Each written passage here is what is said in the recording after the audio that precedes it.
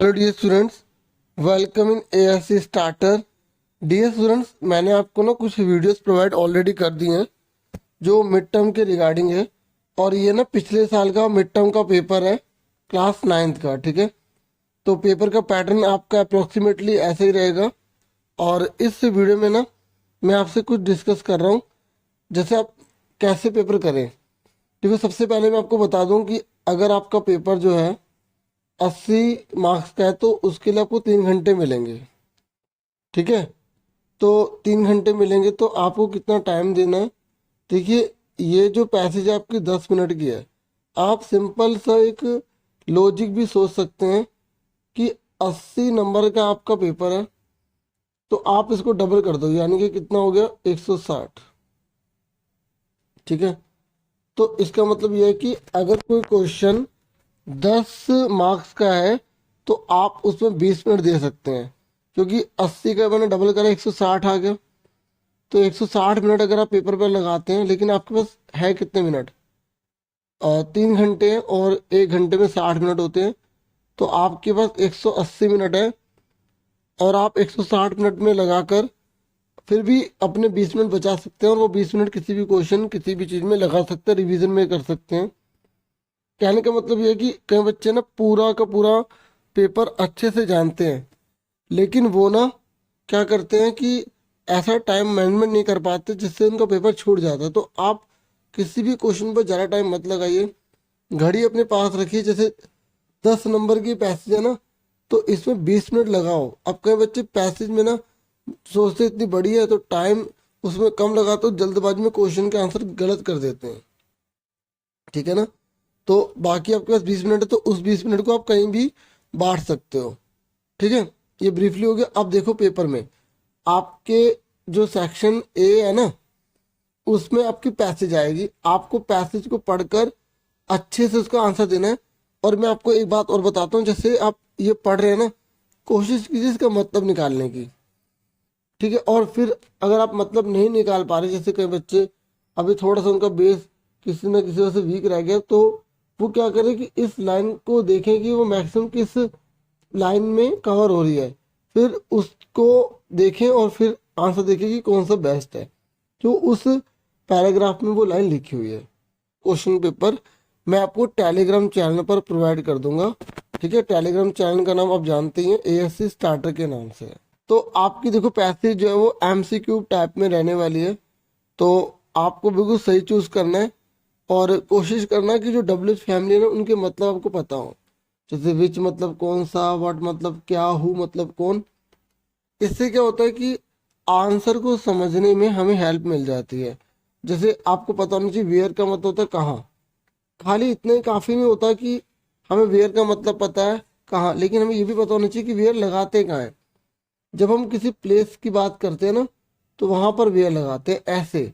तो जैसे वैन का मतलब होता है कब, अब वैन का मतलब कब है, तो हमें ना ये भी पता होना चाहिए कि ये लगाते कब है। जैसे वैन लगाते हैं जो टाइम को बता रहा हो, ठीक है, समय को इंडिकेट कर रहा हो, तो उसी से हम आइडिया अच्छे से ले सकते हैं और अच्छे से उसके आंसर को हम कर पाते हैं। क्योंकि देखो, आप पेपर जैसे भी ये देख रहे हैं तो आपको इतना पता नहीं चलेगा, बस पेपर का पैटर्न और आइडिया पता लग जाएगा। जैसे एक पैसेज और आपकी आएगी, वो 10 मार्क्स की आएगी। इस तरीके से पैसेज है ये। और फिर यहाँ पर ना पिक्चर बनी होगी इस तरीके से, या हो सकता है कि आपको बार ग्राफ दे दें। तो आपको ना उन क्वेश्चन को पढ़ के अच्छे से करना है।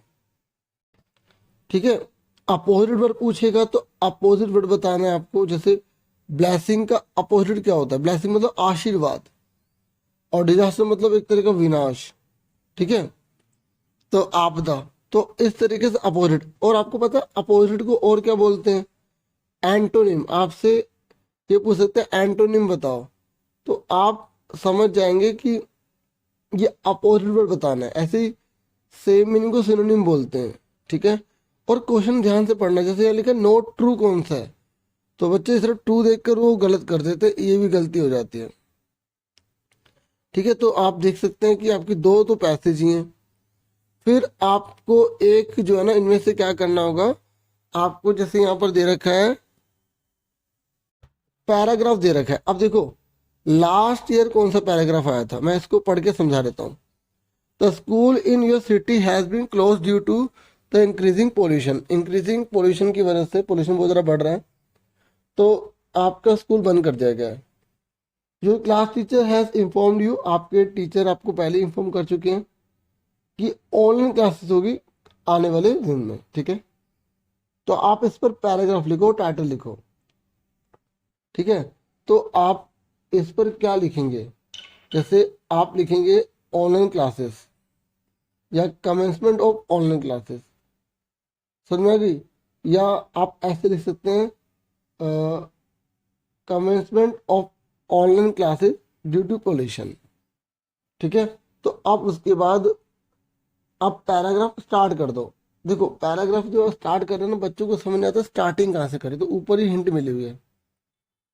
तो यहाँ लिखे the school in your city, तो आप योर मत लिखो, आवर लिखो, इसको चेंज करना पड़ेगा। ठीक है, आपको फर्स्ट पर्सन यूज करना है, आई वी माई। ठीक है, the school in my city has been close due to the increasing pollution. ठीक है, तो आप आगे लिख सकते हो कि मेरा स्कूल भी बंद हो चुका है। ठीक है, और our class teacher has informed us, यहाँ पर अस आ जाएगा, about the commencement of online classes from tomorrow. ठीक है, और मतलब हमारे क्लास टीचर ने हमें इन्फॉर्म कर दिया, फिर उसी के रिगार्डिंग अपनी लैंग्वेज में बता दो। ठीक है, और we have already taken online classes but we also face that there are some problems in taking online classes. ऐसे बना बना के कुछ भी लिखते चले जाओ, पास फॉर्म में लिख सकते हो आप। ठीक है, अगर आप ऊपर वाला पैराग्राफ नहीं करते, एक बात मैं आपको और बताता हूँ, कई बार ऐसा होता है जो पैराग्राफ ये आता है ना, तो जो पैसेज दी होती है वो पैराग्राफ उसी से जुड़ा हुआ होता है। तो आप देख लो कि अगर वो पैराग्राफ उन पैसेज से जुड़ा है तो उनकी लाइंस को यूज कर सकते हो आप। ठीक है, छोड़ के बिल्कुल मत आना, जो भी आपके मन में भले छोटी छोटी लाइन बनाओ, लेकिन बना कर जरूर आना। Science and technology has help us in all walks of life. देखो यहाँ साइंस एंड टेक्नोलॉजी के बारे में आपको पैराग्राफ लिखना है कि साइंस एंड टेक्नोलॉजी का हमारी लाइफ में क्या जो है ना बेनिफिट है। एक बात मैं आपको और आज की बताता हूँ। देखो अगर आपको कोई पैराग्राफ या कोई भी डायरी एंट्री या स्टोरी मान लो आ जाती है, ठीक है, तो आपको वो आते नहीं है, तो आप उस टॉपिक को पढ़ो और सोचो कि क्या मैंने किसी क्लास में इंग्लिश में, क्योंकि इंग्लिश की बात कर रहा हूँ मैं, क्या मैंने उसके जैसा कोई चैप्टर पढ़ा था। तो जैसे ही आप उस तरीके से सोचोगे ना, तो मुझे पूरा विश्वास है अगर आप सीरियसली किसी पढ़ाई को ले रहे हैं ना, तो आपको कोई ना कोई टॉपिक साइंस का या कुछ भी इंग्लिश का वो याद आ जाएगा, फिर आप वहाँ से वो लाइन याद आ जाएंगे और आप उस पैराग्राफ को लिख लोगे। जैसे साइंस एंड टेक्नोलॉजी की बात करें तो आपकी बुक में जो है आइंस्टाइन का चैप्टर था, तो उससे जुड़ी हुई चीज़ें आपके माइंड में आएंगी, तो आप उस लाइंस को यूज़ करके यहाँ पैराग्राफ में लिख सकते हैं। ठीक है, जैसे यहाँ पर ऑनलाइन क्लासेस के बारे में, जैसे ही आपने ऑनलाइन क्लासेस के बारे में देखा, अभी आपको याद नहीं आ रहा था, आपने सोचा कि मैं क्या लिखूं, लेकिन आप 9th क्लास में पढ़ते हैं, आपने पहले चैप्टर पढ़ा था फैन द हेड, पढ़ा ना, तो वहाँ पर mechanical teacher, online classes, room के अंदर ही क्लासेस, बच्चे को क्या प्रॉब्लम फेस करनी पड़ती है, तो उन सब लाइनों को यूज़ करके इसमें आप लिख सकते हैं। हाँ, ये मत कर देना कि मार्गी टोमी नाम लिख दो, मेरी बात समझ रहे हो। तो यही मैं बताना चाहता हूँ, क्योंकि अगर हमें हिंट मिल जाती है ना, हम बहुत अच्छा कर लेते हैं। देखो इस बार स्टोरी राइटिंग तो आपकी नहीं आ रही है, ठीक है, लेकिन डायरी एंट्री जरूर आ रही है। तो डायरी एंट्री में देखो हिंट दे रखी है आपको, अब और क्या चाहिए। अगर हिंट हमें मिल जाती है, हम तो बहुत अच्छा लिख सकते हैं।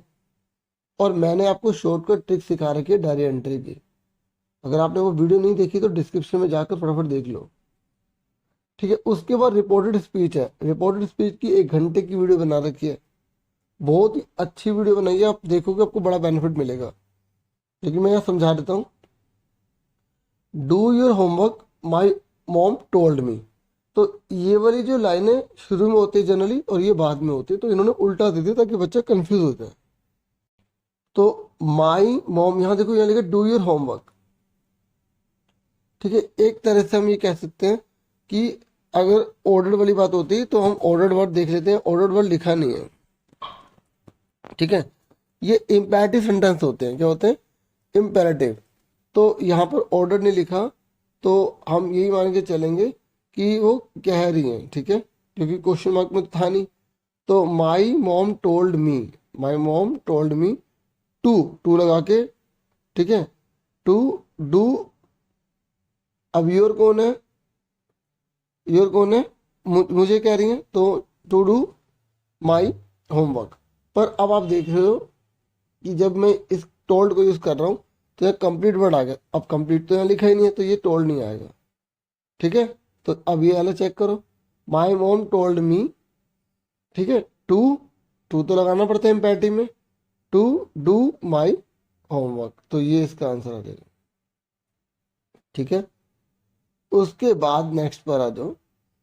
यहाँ पर the shopkeeper said to me, are you interested in buying the this shirt. तो यह क्वेश्चन मार्क है और हेल्पिंग वर्ब की वजह से है। और जब भी हेल्पिंग वर्ब की वजह से क्वेश्चन मार्क होता है तो हम हमेशा वहां पे इफ लगाते हैं। तो यहाँ पर सेड टू की जगह आस्क्ड आ जाएगा।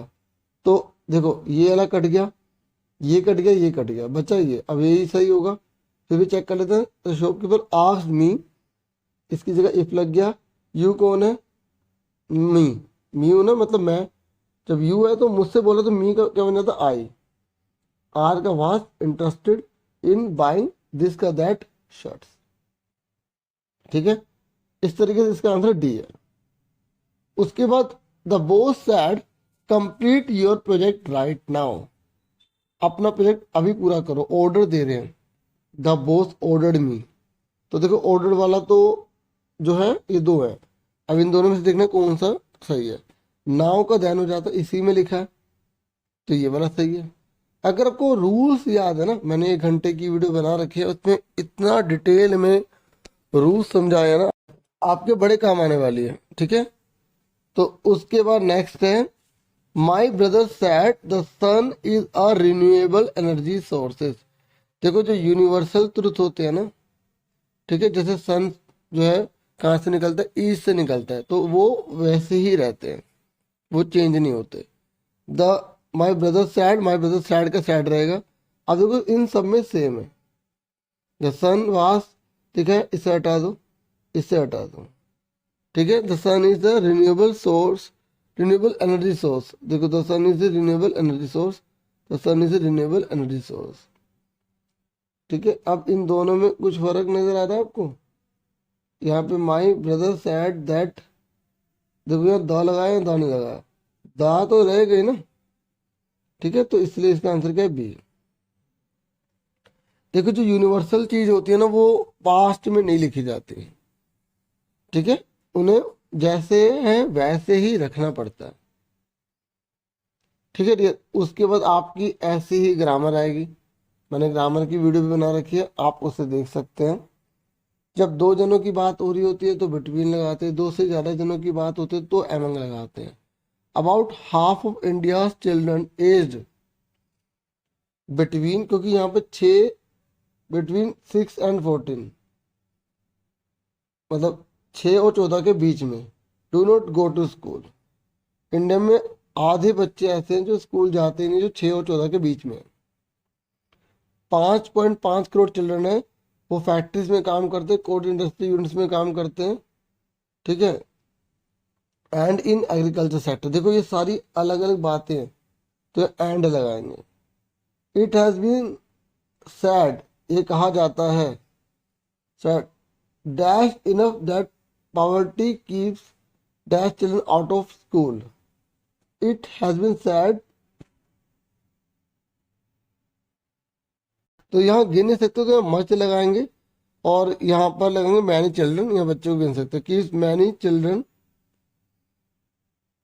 आउट ऑफ स्कूल, मतलब पॉवर्टी जो है ना वो बहुत से बच्चों को स्कूल से बाहर रखती है। ठीक है, ये कहना काफी होगा। और they are force to work to support their families, और बेचारे फैमिली को सपोर्ट करते रह जाते हैं।